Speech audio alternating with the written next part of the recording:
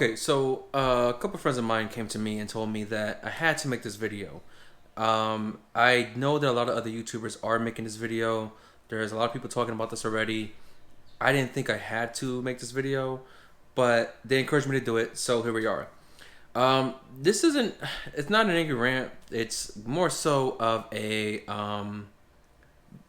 being truthful with a company, letting them know when they messed up. And I don't think I need to be the one to say it. A lot of people have already said it to them. But Nintendo really messed up here because they had their game Super Mario 3D All Stars as a limited release for the anniversary.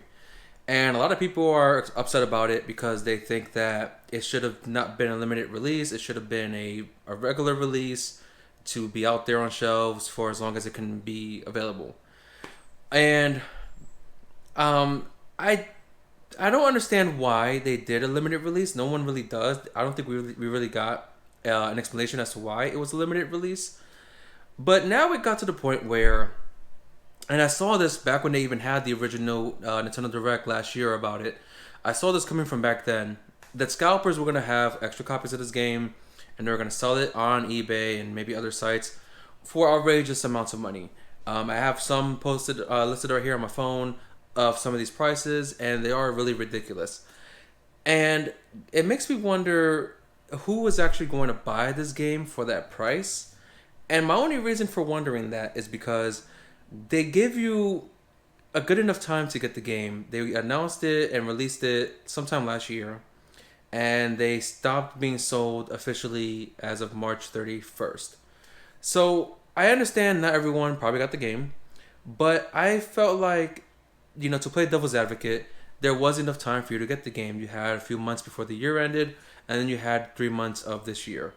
Now, of course, the game shouldn't have been a limited release, but that's what they wanted to do. So let's look at some of these scalper prices and talk about it.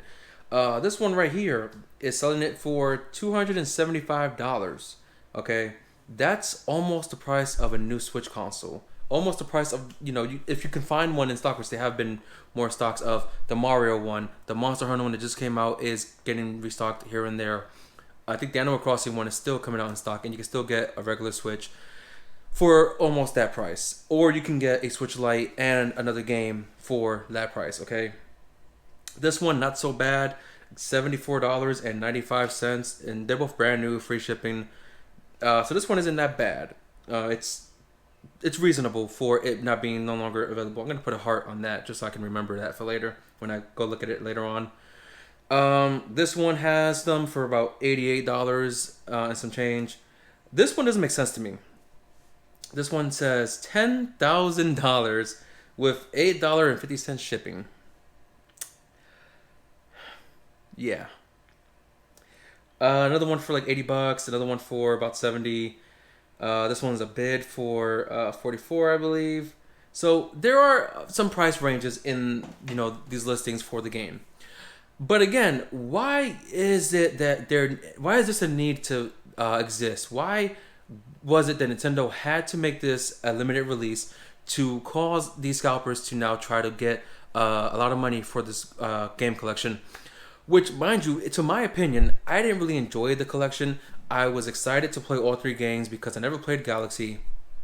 I briefly played 64 back in the day, and I never played Sunshine. And upon having the collection, 64 was still abysmal to play. The camera controls were still terrible. Sunshine was disappointing to me. I didn't find it as exciting as I thought it would be. And I just didn't care enough to play Galaxy. Granted, I love Mario. I play a good amount of Mario games. I played a bunch of Mario games throughout my time of gaming since I've been born. You know what I mean? But I just didn't really like the collection. But the point of this whole thing is that there are people out there who wanted this collection, who wanted these games. But there are those who also wanted these games to be actually remastered or even remade. And Nintendo wasn't going to do that. They were just going to port them over and charge full price for the games, which I wasn't mad about the $60 price tag because you're still getting 3 games, 3 pretty decently long games. So I was fine with the price tag. Same thing with some of those Wii U games that get ported over to the Switch. The Wii U didn't sell pretty well, so not everyone played Pokken Tournament and Donkey Kong. What is it? Tropical Freeze and what was the other one that got ported over? Bayonetta 2. Not everyone got to play those kind of games, so having them come from Wii U to Switch, $60 was a bit of an asking, a bit of a high ask. It could have been $40 to 50, but I was okay with it. These games being in one package for $60, I was okay with the price of $60. But the fact that they made it a limited release, and the fact that scalpers are out there trying to make money off of this, I actually had an unopened copy a while back, and I ended up getting rid of it. I just didn't bother to hold on to it to try to keep it as a collector or to maybe earn more money from it if I wanted to scalp it. But I don't have it no more, and I may not be able to get the game anymore, and it doesn't bother me. Like, I really don't really, it doesn't bother me that I can't get the game no more.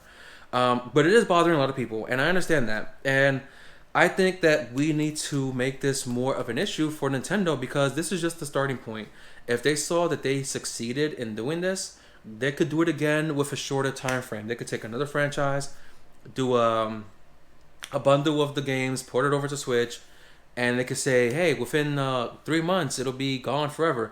The Zelda anniversary is supposed to be coming up, I believe. They could do a Zelda collection, and they can do a limited release, and people are going to be upset. If they take the Metroid Prime trilogy and they do it as a limited release, people need to be upset about it, because this is not okay. I don't know any other gaming companies that does this for their games. I know that Fortnite has their characters as a limited release, but that's like for a character skin. It's not for a whole game or 3 whole games. So we have to call them out on this stuff. And if you've seen my channel enough to know, if you watch my channel enough, you know that I don't hate Nintendo. I am a Nintendo fan as well as a Sony fan and an Xbox fan. I love gaming. So just don't call me a Nintendo hater, because that's not what it is. This is about trying to get the company to do the right thing from here moving forward. And it's to try to prevent other companies from doing the same thing, because we could potentially see other companies thinking to themselves, hey, if Nintendo did this and it worked, we can do the same thing. And it's not okay. These games shouldn't be limited release. They should be a normal release. Maybe like a certain edition could be limited, like a collector's edition or something. That's about it, which they do have those. Collector's editions are limited. But the games themselves, they come out for, however long as they can last on, their console life or whatever. I don't know how long a gaming life is for shelf, but this needs to stop. And it also goes back into Nintendo not lowering the prices of their first party games. I understand that it costs them more to put the games on the actual little cartridge and not a disc, because they're not using a disc.